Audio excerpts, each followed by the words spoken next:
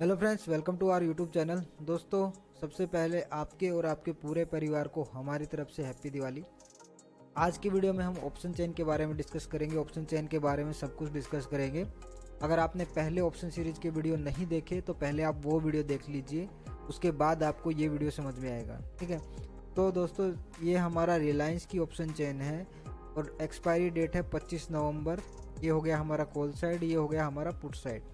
तो सबसे पहले आता है दोस्तों ओपन इंटरेस्ट। ओपन इंटरेस्ट में दोस्तों मतलब जो हमारे कॉन्ट्रैक्ट्स हैं वो कितने ओपन हैं। जैसे आप देख सकते हो यहाँ पे ये 3000 दिया हुआ है, का मतलब ये है कि 1600 के स्ट्राइक प्राइस पे 3000 कॉन्ट्रैक्ट्स ओपन हैं। यहाँ पे 1500 दिया हुआ है, का मतलब 1660 के स्ट्राइक प्राइस पे 1500 कॉन्ट्रैक्ट ओपन है।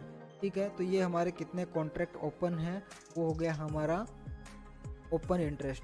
बाकी का डाटा मिसिंग है, इसको हम देख लेंगे हमारे एंजल ब्रोकिंग के प्लेटफॉर्म पे। अभी के लिए हम समझ लेते हैं कि यहाँ पे ये क्या क्या दिया हुआ है। ठीक है, ये हमारी एनएससी की साइट पे है ऑप्शन चेन। तो दूसरा ऑप्शन है हमारा ये चेंज इन ओपन इंटरेस्ट, मतलब आज की डेट में। ठीक है, जैसे आज तो हॉलीडे है, तो आज की डेट में कितना जो हमारे ओपन इंटरेस्ट है कम या ज़्यादा हुए हैं वो इसमें चेंज इन ओपन इंटरेस्ट में आएगा। ठीक है, मान लो कोई कॉन्ट्रैक्ट क्लोज हो जाएगा तो वो माइनस हो जाएगा, कोई कॉन्ट्रैक्ट ऐड हो जाएगा वो प्लस हो जाएगा। वो दिखाएगा कितना कॉन्ट्रैक्ट प्लस माइनस हुए हैं। वो हो गया हमारा चेंज इन ओपन इंटरेस्ट। ये हो गया लास्ट ट्रेड प्राइस, मतलब ये हो गया हमारा जो जो ये मान लो ये हमारे स्ट्राइक प्राइस पे कॉन्ट्रैक्ट होते हैं वो किस प्रीमियम पे, लास्ट जो किस प्रीमियम पे हमारा कॉन्ट्रैक्ट हुआ है वो हो गए हमारे लास्ट ट्रेड प्राइस। ठीक है, तो ये हमारा प्रीमियम्स हो गए। ठीक है, अब है ये नेट चेंज। ये प्रीमियम में आज की डेट में कितना प्लस माइनस हुआ है, कितना प्रीमियम कम ज़्यादा हुआ है, वो हो गया हमारा नेट चेंज।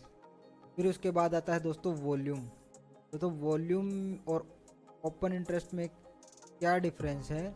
वॉल्यूम हो गया जैसे दोस्तों अभी मान लो कोई स्ट्राइक प्राइस पे, मान लो 1600 स्ट्राइक प्राइस पे कोई एक कॉन्ट्रैक्ट हुआ। ठीक है, तो उसका ओपन इंटरेस्ट आ जाएगा 1। ठीक है, फिर वापस से वो कॉन्ट्रैक्ट क्लोज हो गया तो ओपन इंटरेस्ट वापस से 0 हो जाएगा।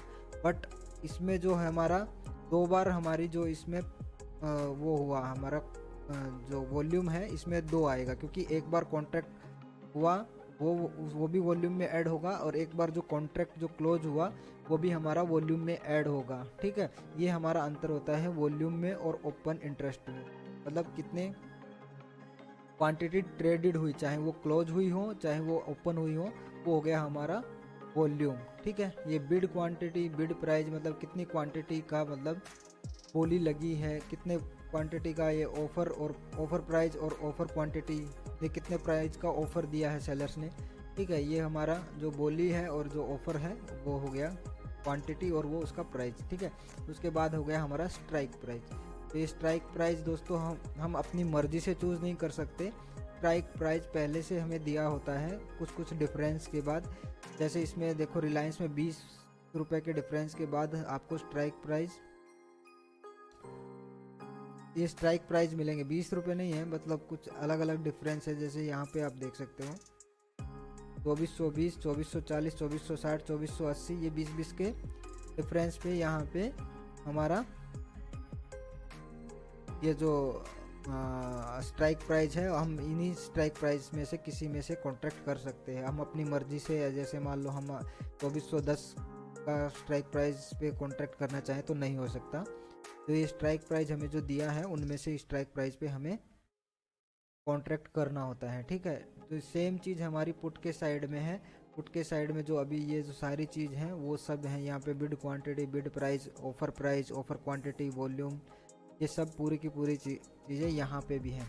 आप एक चीज़ इस ऑप्शन चेन में एक चीज़ देख रहे होंगे, यहाँ पे कुछ थोड़ा सा आपको पिंक कलर दिख रहा होगा, फिर यहाँ से ये आपका वाइट कलर दिख रहा है, यहाँ पे भी ये वाइट है और यहाँ पे ये और यह पिंक कलर का पुट साइड में। ठीक है, तो ये दोस्तों जो पिंक कलर है इसको हम बोलते हैं इन द मनी। ठीक है, और ये जो वाइट है ये बोलते हैं इसको आउट द मनी। ठीक है, और जो ये प्राइस है जो जो हमारा बीच का प्राइस है इसको बोलते हैं एट द मनी।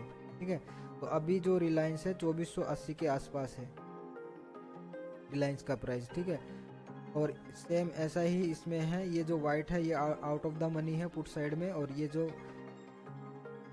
जो पिंक है ये हो गया हमारा इन द मनी। ठीक है, तो अब ये in the money, out the money, at the money क्या होता है ये भी हम डिस्कस करेंगे। ठीक है, तो अभी इसमें डाटा मिसिंग है, तो डाटा के लिए हम थोड़ा एंजल ब्रोकिंग के पेज पे चलते हैं।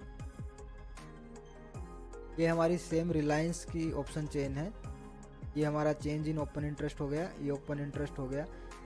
जैसे अभी रिलायंस का करंट प्राइस है ये 2483 रुपये। ठीक है, और ये हो गया हमारा एट द मनी, 2480 वाला जो क्लोजेस्ट प्राइस है वो हो गया हमारा एट द मनी। ये देखो थोड़ा हाँ बोल्ड किया हुआ है इसमें सब कुछ। ठीक है, तो ये हो गया हमारा एट द मनी कॉन्ट्रैक्ट। तो अब देख सकते हो आप दोस्तों, ये हमारा इसमें 1.67 लाख ओपन इंटरेस्ट है, मतलब इतने कॉन्ट्रैक्ट इस स्ट्राइक प्राइस पे ओपन है। ठीक है, उसके बाद नीचे जाएंगे तो 13 लाख, के बाद 4.5 लाख। ठीक है, ये हमारे इतने कॉन्ट्रैक्ट ओपन है, और ये इनमें जो चेंज है ये जैसे कम हो रहे हैं 0.62 लाख या 1.737 लाख, ये कॉन्ट्रैक्ट हमारे कम हुए हैं। ठीक है, ये मतलब लास्ट जो ट्रेडिंग डे था उसका डाटा है ये। ठीक है, अब ये हो गया हमारा वॉल्यूम मैंने आपको बताया ही था, जितने भी ट्रेडेड होते हैं वो हमारा वॉल्यूम होता है, चाहे वो क्लोज हो चाहे ओपन हो, वो सब वॉल्यूम में ऐड होता रहेगा। ठीक है, तो ये हो गया हमारा LTP लास्ट ट्रेड प्राइस। अब देखो दोस्तों, 2480 रुपये का स्ट्राइक प्राइस पे अगर आपको कॉन्ट्रैक्ट करना है, आपको अगर रिलायंस का जो कॉन्ट्रैक्ट है वो बाय करना है, तो आपको 70 रुपये पर शेयर के हिसाब से आपको सेलर्स को देने पड़ेंगे। 250 शेयर्स का लोट है तो आपको 70 इंटू 250 वो उतने रुपए आपको ऑप्शन सेलर्स को देने पड़ेंगे। ठीक है, तो आप ऑप्शन बाय कर सकते हैं। अगर आप ऑप्शन को सेल करोगे तो ये जो 70 रुपये हैं ये आपको मिलेंगे, 70 रुपये पर शेयर के हिसाब से वो आपको मिलेंगे। ठीक है, ये चीज़ हम पहले डिस्कस कर चुके हैं कि ऑप्शन बायर क्या होता है, ऑप्शन सेलर क्या होता है, पिछले वीडियो में हम डिस्कस कर चुके हैं। ठीक है, तो अब यहाँ पे दोस्तों ये दोस्तों अब जैसे मान लो इतना ऊपर जाते जाएंगे, ये हमारा 2480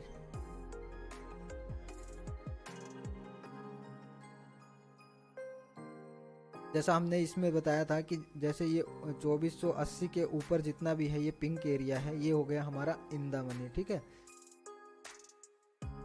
तो ये इसके ऊपर वाला हो गया हमारा इन द मनी। जैसे जैसे हम इन द मनी में जाते जाएंगे तो ये हमारा जो प्राइस है ये भी हमारा बढ़ता जाएगा, जो प्रीमियम का प्राइस है वो बढ़ता जाएगा, और इसके नीचे जाते जाएंगे प्रीमियम का प्राइस घटता जाएगा। ये कैसे बढ़ता घटता है इसको हम अभी एक एग्जांपल से समझेंगे। ठीक है, बट पुट के केस में ठीक इसका उल्टा रहेगा।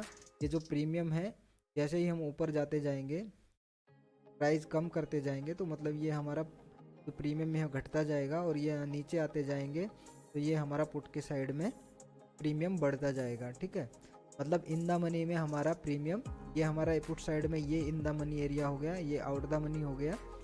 कॉल के केस में ये इन द मनी हो गया, ये आउट द मनी। तो इन द मनी में जितना भी हम डीप इन द मनी जाते जाएंगे उतना हमारा प्रीमियम का प्राइस बढ़ता जाएगा। ठीक है, अब दोस्तों ये in the money at the money ये जो ऑप्शन के मनीनेस हैं इसको हम एक एग्जांपल से समझते हैं। ठीक है, आपको फिर पता चलेगा कि क्यों ये जो प्राइस है इन द मनी में बढ़ रहा है, और इन द मनी क्या होता है, एट द मनी क्या होता है, आउट ऑफ द मनी क्या होता है, क्यों आउट ऑफ द मनी में प्राइस कम होता है। ठीक है, तो एक एग्जांपल से देख लेते हैं, समझ लेते हैं। तो दोस्तों पहले कॉल का केस समझ लेते हैं, फिर उसके बाद हम पुट का एग्जांपल भी समझ लेंगे। कॉल के केस में मान लेते हैं एक हमारा कॉल सेलर है और 5 हमारे कॉल बायर हैं। कोई भी एक कंपनी का स्टॉक ले लेते हैं, मान ले XYZ कंपनी का स्टॉक है जिसका करंट प्राइस है 100 रुपये। तो कॉल के केस में क्या होता था, कॉल के केस में होता था कॉल सेलर हमारा कॉल बायर को प्रॉमिस करता था जिस भी स्ट्राइक प्राइस पे कॉन्ट्रैक्ट होगा उस स्ट्राइक प्राइस पे कॉल बायर एक्सपायरी के दिन कॉल सेलर से वो शेयर खरीद सकता है। तो हमारे यहाँ पे 5 कॉल बायर हैं, एक कॉल सेलर है। तो जो पहला कॉल बायर है वो बोलता है उसको ये शेयर 90 रुपये पे ख़रीदना है एक्सपायरी के दिन। कॉल बायर नंबर 2 बोलता है उसको ये शेयर 95 रुपीज़ में ख़रीदना है एक्सपायरी के दिन। तीसरा जो कॉल बायर है वो बोलता है कि उसको ये शेयर 100 में ही ख़रीदना है एक्सपायरी के दिन। चौथा जो कॉल बायर है वो बोलता है उसको 105 में ख़रीदना है एक्सपायरी के दिन। और पांचवा जो कॉल बायर है वो बोलता है उसको 110 में ख़रीदना है वही शेयर एक्सपायरी के दिन। अभी उस शेयर का प्राइस 100 रुपये है। मान लो 1 महीने बाद की एक्सपायरी है, तो 1 महीने बाद सभी कॉल बायर्स को अलग अलग प्राइस पे वो शेयर्स खरीदना है। तो अब कॉल सेलर सबसे एक जैसा प्रीमियम नहीं ले सकता, ठीक है। पांचों कॉल बायर्स को अलग अलग प्रीमियम देना पड़ेगा। अलग अलग प्रीमियम क्यों देना पड़ेगा दोस्तों? क्योंकि पहला जो ऑप्शन बायर है वो 90 रुपये में कॉन्ट्रैक्ट करना चाहता है, मतलब वो एक 100 रुपये की चीज़ के 90 रुपये देना चाहता है, तो इसलिए उसको ज़्यादा प्रीमियम देना पड़ेगा। दूसरा जो ऑप्शन बायर है वो 95 रुपये में ख़रीदना चाहता है, मतलब वो 100 रुपये की चीज़ को 95 में ख़रीदना चाहता है, तो उसको पहले वाले ऑप्शन बायर से थोड़ा कम प्रीमियम देना पड़ेगा। ठीक इसी तरह तीसरे वाले को और कम प्रीमियम देना पड़ेगा, चौथे वाले को और कम, और सबसे कम पाँचवें वाले को ऑप्शन बायर को सबसे कम प्रीमियम देना पड़ेगा। पाँचवें वाला जो ऑप्शन बायर है वो 110 रुपये में ख़रीदना चाहता है 1 महीने बाद 100 रुपये के शेयर को। अब दोस्तों जो पांचवा जो हमारा ऑप्शन बायर है वो 100 रुपये के शेयर को 110 में ख़रीदना चाहता है, फिर भी उसको प्रीमियम क्यों देना पड़ रहा है?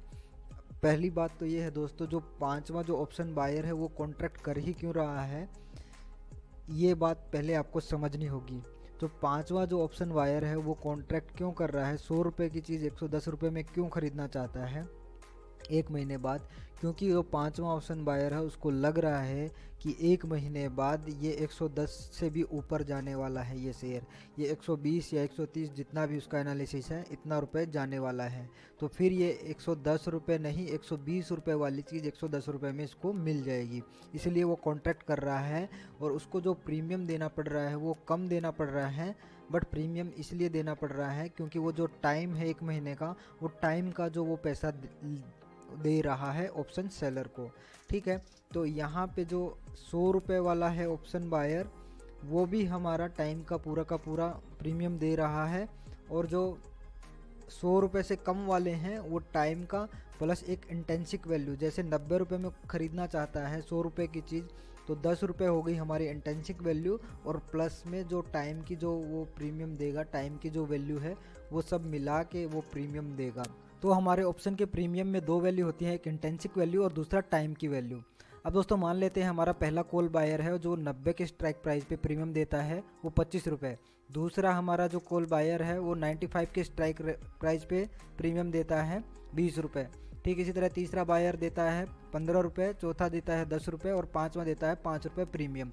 अब दोस्तों पहला जो 25 रुपये प्रीमियम देता है उसमें वो जो हमारा करंट प्राइस है शेयर का 100 रुपये है, वो 10 रुपये कम में ख़रीदना चाहता है। इसका मतलब 10 रुपये इंटेंसिक वैल्यू है, बाकी की टाइम वैल्यू है 15 रुपये। ठीक इसी तरह दूसरे बायर्स में 5 रुपये इंटेंसिक वैल्यू, बाकी की हमारी टाइम की वैल्यू होती है। तो अब दोस्तों तीसरे, चौथे और पाँचवें में इंटेंसिक वैल्यू हमारी 0 है, पूरा टाइम का वैल्यू है। तो दोस्तों जिस भी स्ट्राइक प्राइस पे इंटेंसिक वैल्यू कुछ ना कुछ होती है वो होते हैं हमारे इन द मनी कॉन्ट्रैक्ट, और जितना भी अंदर जितनी इंटेंसिक वैल्यू बढ़ती जाएगी उसको हम बोलेंगे deep in the money contract, ठीक है। अब दोस्तों जो स्ट्राइक प्राइस जो हमारा करंट प्राइस के बराबर है उसको बोलेंगे एट द मनी, और जिसमें इंटेंसिक वैल्यू 0 होती है और हमारी टाइम की वैल्यू होती है, और टाइम की वैल्यू जितना भी हम आगे जाते जाएंगे तो वो हो गए हमारे आउट द मनी कॉन्ट्रैक्ट, ठीक है। आशा करता हूँ दोस्तों आपको समझ में आ गया होगा कि in the money, out the money, at the money क्या होते हैं और कैसे प्रीमियम हर एक स्ट्राइक प्राइस पे कम और ज़्यादा होते हैं। दोस्तों ऑप्शन के प्रीमियम की कैलकुलेशन काफ़ी कॉम्प्लिकेटेड है, इसमें बहुत सारे फैक्टर हैं, वो हम आगे आने वाले वीडियोज़ में डिस्कस करेंगे। अभी के लिए इतना ही। कॉल का जो एग्जांपल है हम आगे आने वाले वीडियो में डिस्कस करेंगे। आशा करता हूँ आज को वीडियो आपको पसंद आया होगा। अगर वीडियो पसंद आया तो वीडियो को लाइक शेयर कर देना और हमारे चैनल को सब्सक्राइब कर देना। बाय, थैंक यू, मिलते हैं नेक्स्ट वीडियो में।